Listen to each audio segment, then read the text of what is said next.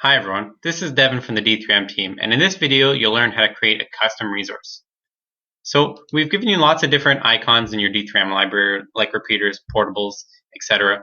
But there's going to be those instances where you need something that's not in our library, and that's where custom resource comes into play.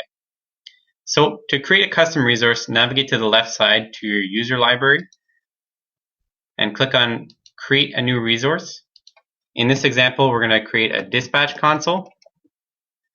So I can add properties here like make, model, IP address, and we can enter in default values for any of these properties. So I'm going to enter in a default IP.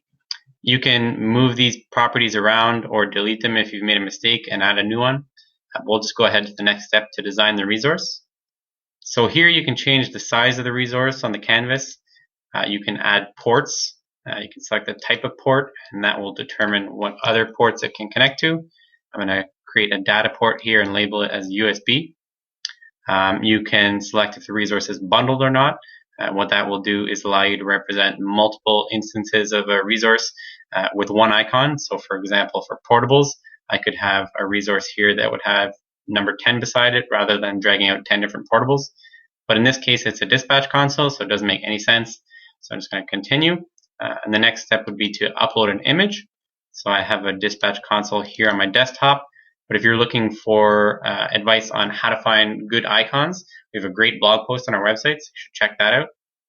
So once I've uploaded the image, it'll give me a preview here. I can adjust the size to make my icon look perfect. That looks good. So everything looks good here. The final step is to save this resource to my library.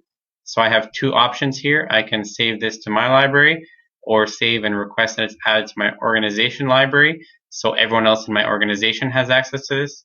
I'm just going to save it to my library. You can see here I have my dispatch console, drag this out onto the canvas, and if I double click, it has all the properties I entered in there, including my default IP address.